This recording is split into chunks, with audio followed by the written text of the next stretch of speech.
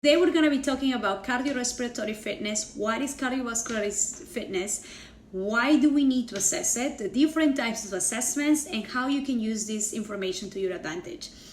So let's talk about what is cardiorespiratory fitness.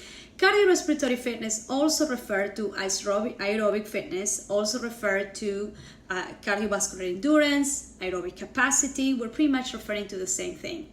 So if we try to define it, cardiorespiratory fitness is the ability of your heart, your lungs, your circulatory system, the ability of your heart, your lungs, and your circulatory system to deliver oxygen to your working muscles while you exercise for a prolonged period of time. So what it means is your heart being able to effectively deliver oxygen to your working muscles while you exercise.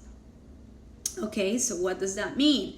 Well, okay, you inhale oxygen, right? We need oxygen to survive, because if we don't have oxygen, we actually die. Our cells will die. Oxygen is crucial in the production of ATP. That's on the cellular level. We're not gonna get into that topic, but we need oxygen to live. If we don't breathe for I don't know how long it might take to kill us, but eventually we're gonna die, right? So how do we get oxygen? Well, we breathe, we inhale oxygen, right? And through oxygen, it's transported, it's actually diffused in the lungs through the alveoli, and then it gets in our body pretty much by blood. Blood carries oxygen through hemoglobin, and then once it's being carried through the blood, it goes to your heart, and your heart is gonna pump that oxygenated blood to your body, to your cells, and your cells are going to use that oxygen. So when this process, it's actually when we refer to effectively delivering this oxygen when we're exercising. So that means that your heart is going to be good at delivering this oxygen when it's needed. If you don't have a good cardiorespiratory fitness, you have a low cardiorespiratory fitness, your heart is not going to be able to last longer pumping that blood, your circulatory system is not going to be as effectively delivering this blood, and you are just going to have to stop because you're going to be too tired. If you have a higher aerobic fitness, you're going to be able to last longer. So that's kind of pretty much making it simple for you. This is kind of how it's just going to look like. So being able to deliver this oxygen to your body while you're exercising for a prolonged period of time. Now, how do we work on your cardiovascular fitness? Well, you have to do cardio exercise. Cardio means aerobic with oxygen. You have to engage in aerobic exercise, in aerobic activities. Well, how do you do that? You participate in cardio exercise. What are these activities? Well, the activities that are gonna cause your heart to start pumping blood faster, that you're gonna start feeling it and you're doing cardio. For example, when you're running, when you are hiking and your heart rate starts to increase faster, because why your heart rate increases? Because the demand of oxygen increases. That means your heart has to pump blood faster in order to deliver that oxygen to your cells. So you engage in cardio exercise like hiking, like Zumba, like kickboxing, aerobic activities. When you do it for a prolonged period, meaning prolonged period of time, for at least, you want to make sure that you do it for at least 30 minutes at a moderate intensity. So you're engaging in this activity, you're pushing your body to respond. Your body is going to start adapting, but developing physiological adaptations. Your heart is going to be able to adapt. If you're doing it not just once a week, you got to do it often. We actually recommend to do 3 to 5 days of cardio exercise, most days of the week, actually, if you can do it for at least 30 minutes, moderate intensity. So when you're participating in this cardio activity, your body eventually is going to start developing these physiological adaptations. Your body, your heart is actually going to start increasing in size, specifically the left ventricle. You're actually going to also cause more hemoglobin to develop in the blood. So now we're going to have more hemoglobin in the blood to be able to carry oxygen, to deliver it to the cells. We also have an increased number of mitochondria within the cells in order to produce more ATP.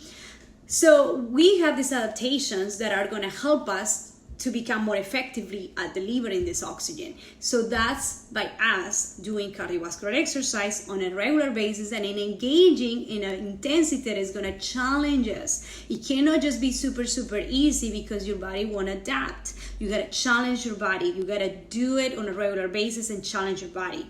Now, if you do resistance training, if you're lifting weights, that is not working, okay? So I want to make it clear here for you, for those of you who like to lift weights, it's great for you, but you still need to do cardio. You still need to engage in cardiovascular activity. You cannot just say no to cardio. You have to do it. Why? Well, because you're not going to develop these adaptations, and because the research says that the lower your aerobic fitness, the higher chances you have for chronic disease. Yes. So if you are not doing any cardio, you're not going to build these adaptations. Your body is actually, you're not going to be aerobically fit. You might not be able to last longer. You're putting yourself at risk of chronic disease. What are the chronic diseases that I'm talking about? Heart disease, diabetes type 2, some types of cancers, stroke. Everything is related in our bodies. We need to do cardiovascular exercise because it can help us prevent chronic disease. If we lead a sedentary lifestyle, if we're not doing much cardio, it's not really going to help us. We're increasing our chances of developing chronic disease. You're also, this is something that maybe, if it's right now what I'm saying is not making sense, but maybe this is going to make sense. Your ability to, your stamina.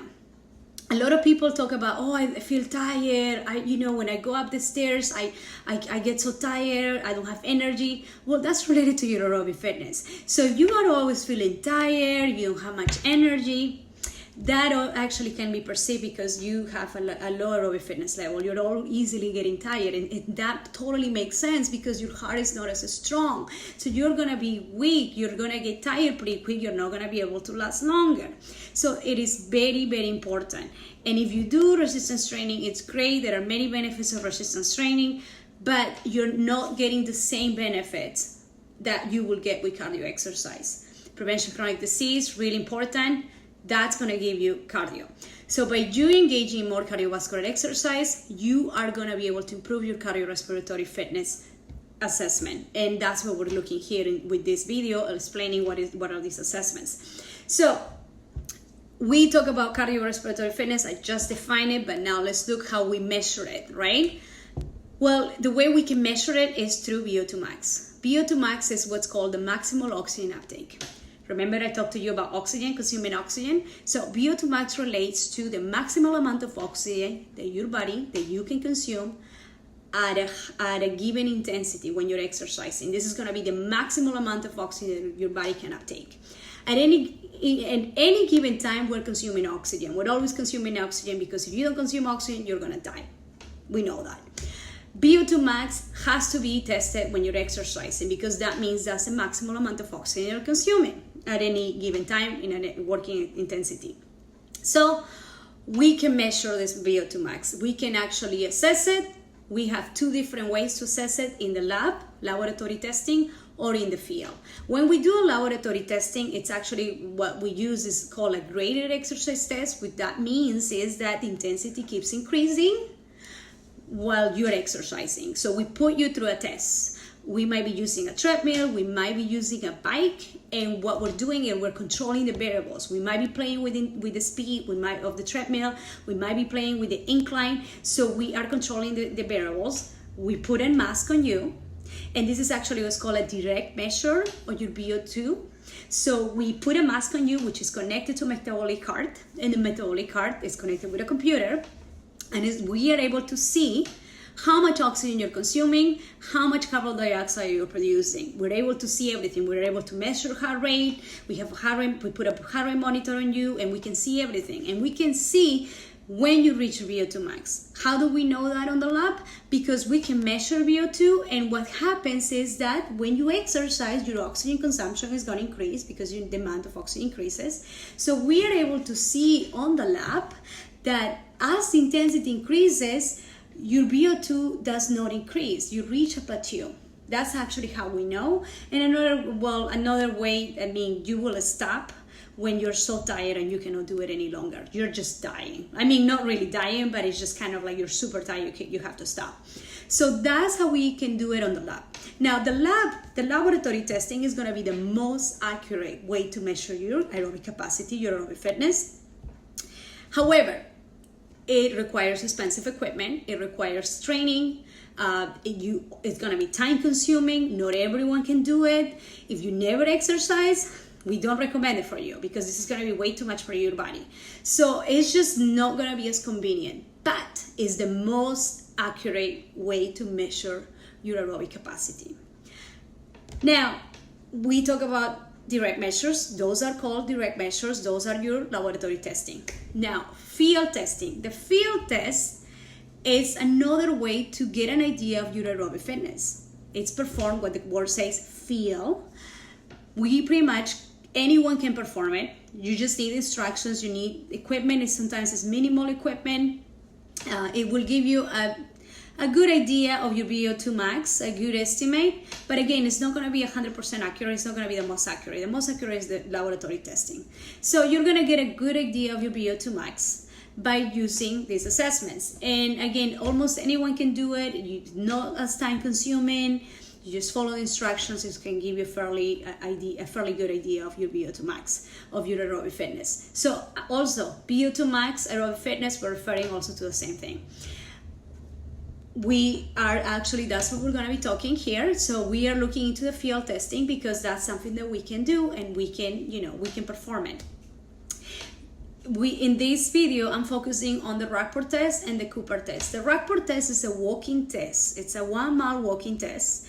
The Cooper test is a 1.5 mile running test. Now, these two tests are not exactly the same. The walking test is a brisk walking test. You're walking for a distance of a mile. Now, the Cooper test, it's going to be a running test. I mean, ideally, we want you to run. But if you cannot run at any time, you can always walk and run.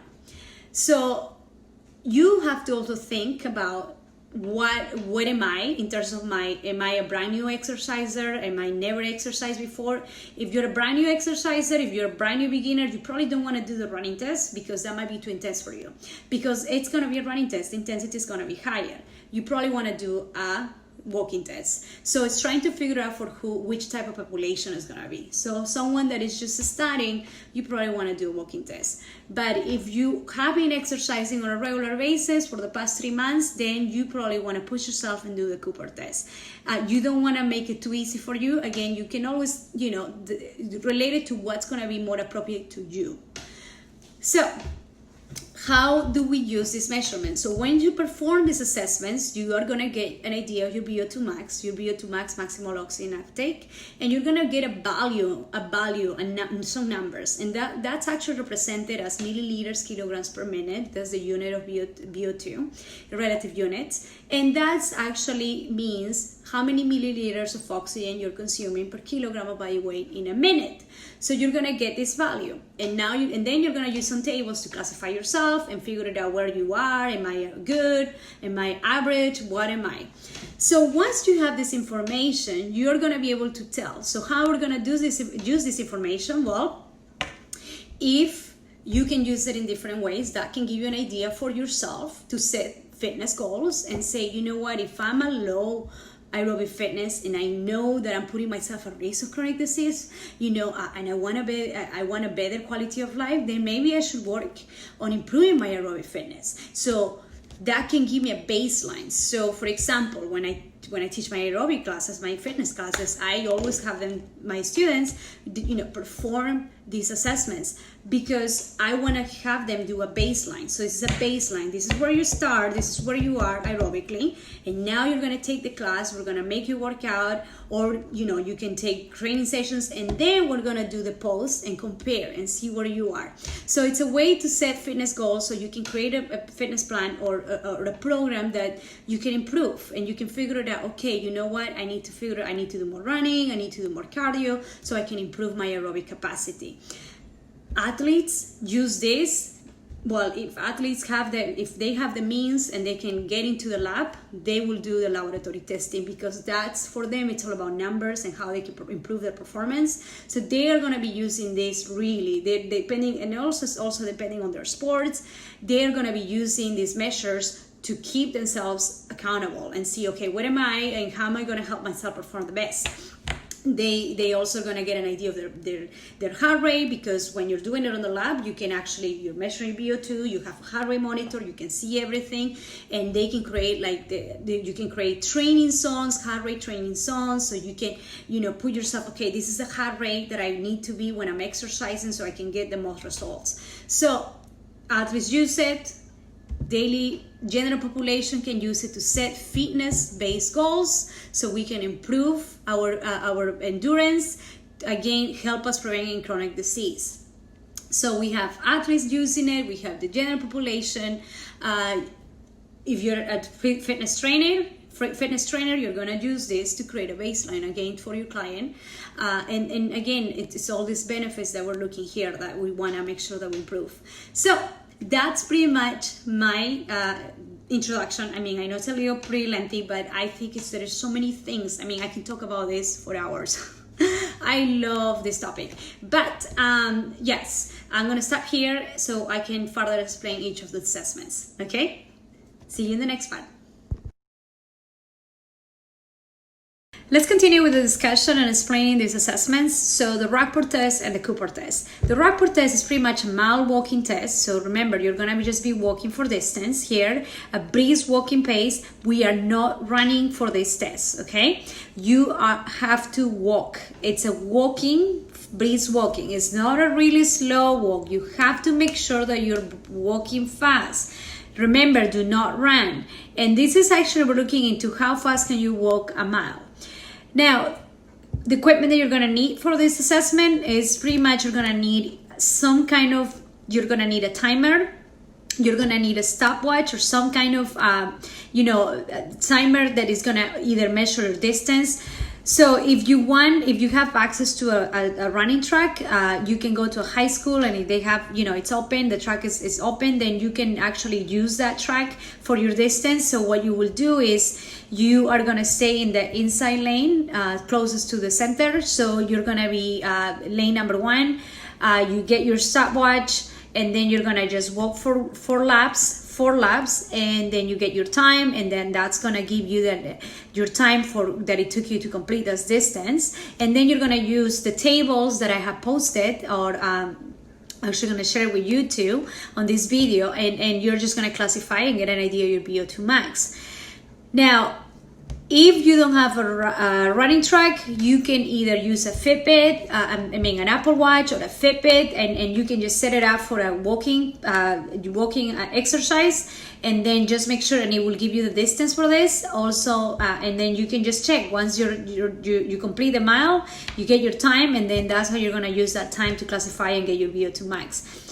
If you do not have an Apple Watch or access to a track, then you can download free apps, which are there is one that I like to use, which is called Strava. It's a free app that you can download, and that can measure your distance. So again, you're going to measure your distance, you're going to get your time, and that's what you're going to be using to calculate your VO2 max. Now, for the running test, the Cooper test, 1.5 mile running test, you are just going to be running for distance 1.5 miles. So same kind of process as the walking test, but this time you're not walking, you're running. Now, you can walk if you get really tired, but the idea is that you run. Ideally, we want you to run, and you don't really want to walk. So we are looking at timing, taking you the least amount of time for this distance. So again, once you complete your 1.5 mile run, you stop, you get your time, and then you can calculate your VO2 max by getting your time. Now, again, same equipment, either Apple Watch or track. If you're using the track, you're going to be running for 6 laps. 6 laps, that will give you 1.5 miles. Okay? So that's pretty much for the Cooper test, the running test. Now, in terms of who is going to be more appropriate for which kind of test, If you're just beginning to exercise, you probably want to do the walking test. If you've been exercising, you want to do the running test. Challenge yourself a little more. Okay, that's pretty much it for your explanations of how these tests work. Hopefully it was helpful. Okay, have a good one.